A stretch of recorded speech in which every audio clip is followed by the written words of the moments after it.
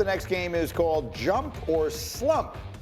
Or slump or jump. You can do it either way. Harry, let's start with you. Aaron Rodgers will be coming off a season-ending Achilles injury. Will we see him slump or jump in 2024? I'm going to go slump. I just don't believe in What does that even mean? He didn't even play last year. How can y'all continuously ask me questions on Get Up, and I give y'all my answers, and y'all don't let me finish? Let me ask you a question. He didn't even play last year. Slumping from what? From his last year playing. Two snaps. So you're telling me that you think things are going to go badly for Aaron Rodgers and the Jets in 2024? Yes, I don't believe in that offensive line. I don't believe in Nathaniel Hackett as a play caller. You had off-season yet. I understand. But we're asking the question for right now. We're going to change your name to Buck Nasty, the world's greatest hater. Talk to me, Bartholomew. Tell him why he's wrong. Tell him why Aaron Rodgers is leading the Jets to the playoffs next year. Because, listen, if it's war, they win just 3 games, just 3 more games, they would have been in the playoffs. I think his war is worth that. I think he's showing you that he is the system. Talking to Garrett Wilson yesterday, he talks about how he changes everything. He is the system. That's the problem. Now, I did think that the Jets made a major mistake, and they're going to have to go out and get a great backup. They're also going to have to make sure that they have to tap into this coaching pool that's out there.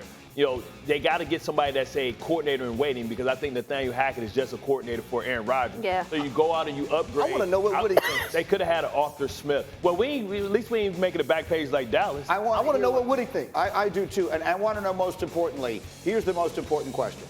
You were a great offensive lineman for a long time in the NFL. Mm-hmm. That is the one thing Aaron Rodgers is going to need more than anything else. His offensive line by the end of the season was catastrophically bad. Yeah. Can you rebuild that? I think they need 4 new linemen. Can you rebuild that in 1 season? They need 2. Listen, it's gonna be a tall task. I mean, for a group that has not been since this regime has been together, they have not been healthy up front.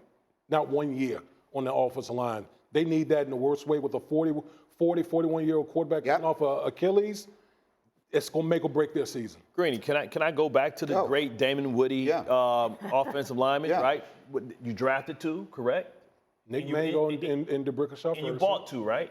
Yeah. Annika and yourself. Mm-hmm. The Jets already got Veer Tucker. He has to stay healthy. I know that's never healthy. I know that's a big thing. But Tippmann showed that he can play.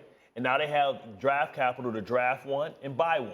I hope so. Woody, do you believe the Jets will make the playoffs in 2024? Well, I'm going to say this. Not to toot my own horn, but they got a long way to go before they even remotely close to what we were during that time. That is true. Right. Do you believe they will make the playoffs this year? But it's free agents out there. Yes or no?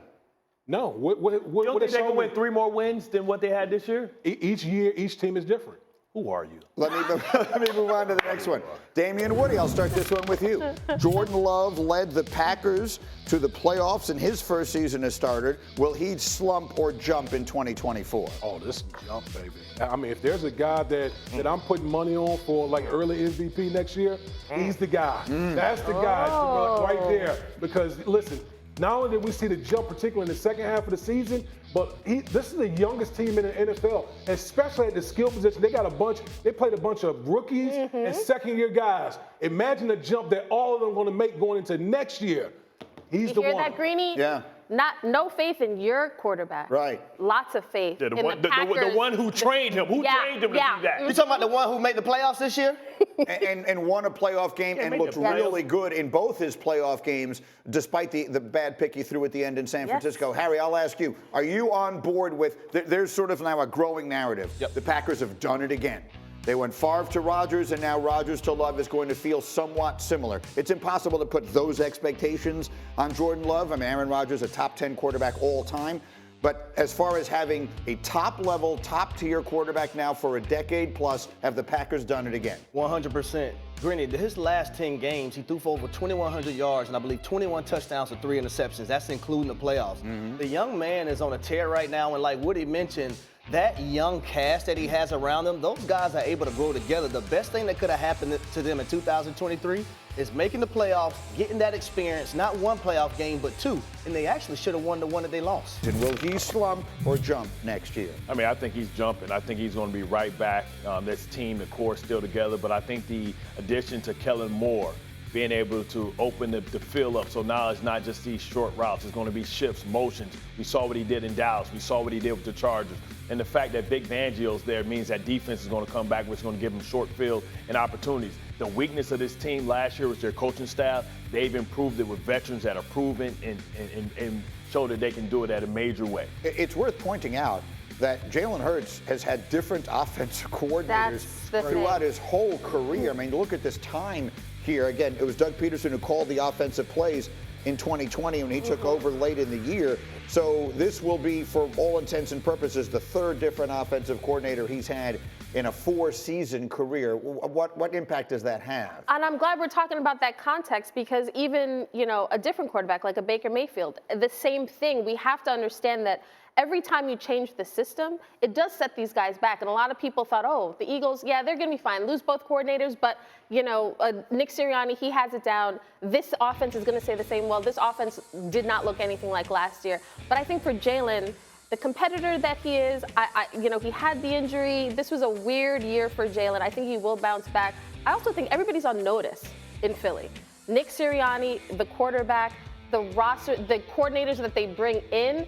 I think this is a pivotal year. We talk a lot about Mike McCarthy, but this is also a pivotal year for Nick Sirianni, because he sat there at that presser and says, hey, just essentially, I'm confident that I have answers, even though he didn't provide answers as to how it all fell apart. What do you got? Only because their future head coach, if Sirianni struggles, is right there in Kellen Moore. Right? He's been a candidate, and if this offense flourishes like all his offenses have, then you have the future right there in-house in a cheap option. I also think it's imperative for them, from an offensive standpoint, you got to figure out what your identity is going to be. Yeah. That's something that was up in the air with the Philadelphia Eagles. What should it be?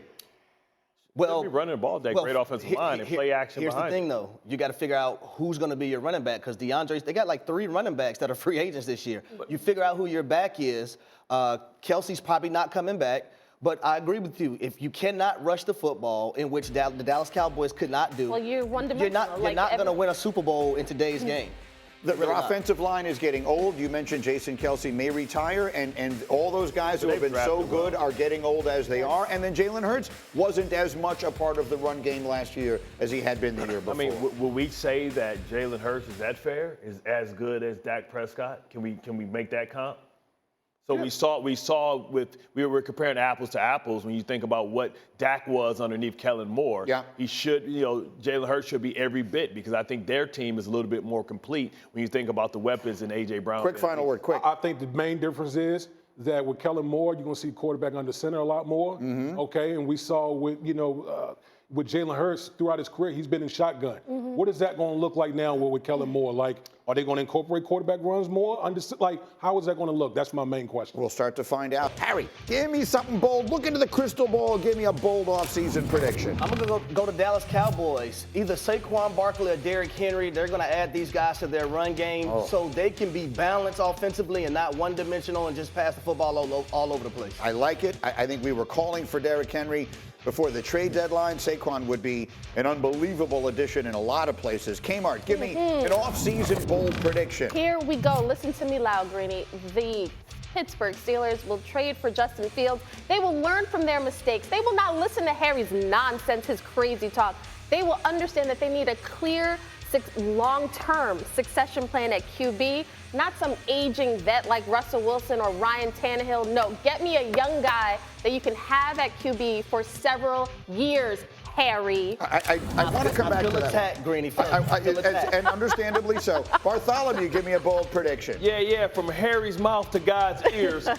Justin Fields to the Dirty Birds. I think that, welcome back, welcome home. The RPO game with him and Bijan Robinson back there will be dynamic like the Michael Vick days. I think they'll lead the league in rushing and really be able to have a great play-action game. Harry put it in the prayer box, and God can answer. Along with that computer fund. Our producer, Julian, let's come back to Justin Fields today on that decision. A little bit later, let's come back to that later this morning. But, D. Wood, I'll give you the final bold prediction of the top of the hour here. 2024 would be Dak Prescott's last year in Dallas. Yep. Yes. I mean, listen, we got CeeDee Lamb's folks, talking bad about Dak. We got Michael Parsons' brother talking bad about Dak. And listen, at the end of the day, we haven't heard anything from Dak Prescott, but you better believe he's just kind of sitting back and just listening to what everybody's saying, knowing that at the end of the day, it doesn't matter what any of y'all say, because I hold all the cards.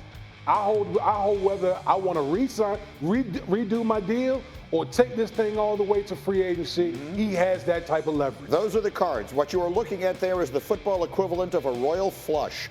He has a cap number of $59.5 million this year. He has final authority on trades. He cannot be franchise tagged. That's as good a hand as you can possibly hold.